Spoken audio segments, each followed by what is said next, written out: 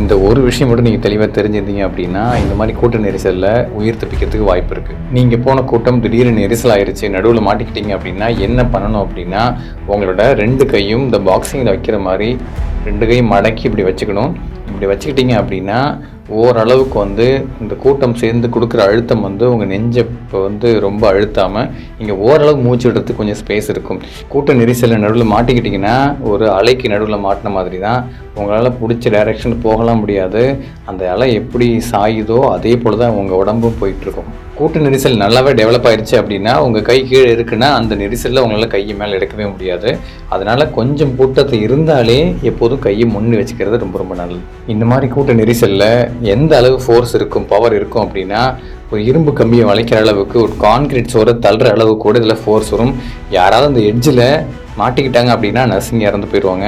சரி, வேறு எப்படிலாம் நம்ம ஸ்டாம்பேட் தவிர்க்கலாம், இந்த மாதிரி கூட்ட நெரிசலில் உயிர் போகிற தவிர்க்கலாம் அப்படின்னா, இந்த மாதிரி ஒரு கூட்டம் வருது, அது முக்கியமாக எங்கெங்கெல்லாம் மனிதர்களாக இருக்க மாட்டாங்களோ அந்த கூட்டத்துக்கெலாம் தயவு செஞ்சு போகாதீங்க. முக்கியமாக அது எங்கே நடக்கும் அப்படின்னா, இந்த மாதிரி நடிகர்களை பார்க்க போகிறது, இல்லை திருவிழாக்களை போகிறது.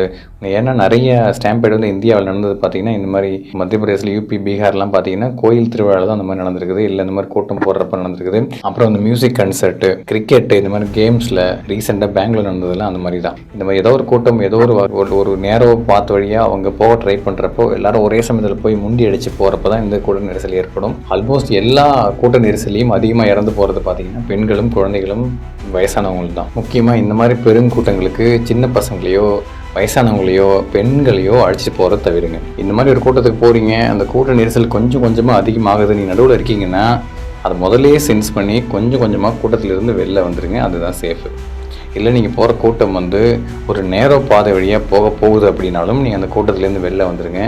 ஏன்னா அந்த மாதிரி நேரோ பாதை வழியாக, ரொம்ப குறுகிய பாதை வழியாக போகிறப்ப ஏதோ ஒரு சின்ன பேனிக் ஆகி யாராச்சும் கொஞ்சம் பேர் ஓட ஆரம்பித்தாங்கன்னா என்னன்னே தெரியாமல் எல்லாமே ஓடுறப்ப அந்த இடத்துல கூட நெரிசல் ஏற்படும். கீழே தவறி விழுந்தீங்கன்னா போட்டு மிதிச்சு கொன்னே போடுவாங்க.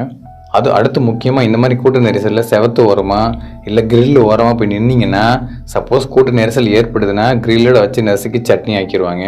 அதனால் அந்த மாதிரி இடத்துக்கும் போய் நிற்காதீங்க. ஓரம் போகிறேன்னு சொல்லி அந்த மாதிரி கிரில் பக்கத்தில் செவத்து பக்கத்தில் போயிடாதீங்க.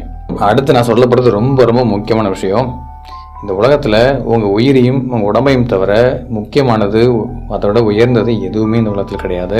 அதனால் அதை பணயமாக வச்சு ஒரு விஷயத்தை பார்க்குறதுக்கோ, இல்லை ஒருத்தரை பார்க்குறதுக்கோ, இல்லை ஒரு கிரிக்கெட்டை பார்க்குறதுக்கோ, ஒரு விளையாட்டை பார்க்குறதுக்கோ, இல்லை ஒரு மியூசிக் கன்சர்ட்டை பார்க்குறதுக்கோ, இல்லை ஒரு கடவுளை பார்க்குறதுக்கோ நீங்கள் எந்த ஒரு முயற்சியும் எடுக்காதீங்க. இது நான் பர்சனலாக ஃபாலோ பண்ணுற விஷயம். சிம்பிளாக சொல்லணும்னா, எந்த ஒரு விஷயத்துலையும் இப்படி பைத்தியக்காரத்தனமாக தயவு செஞ்சு இருக்காதீங்க.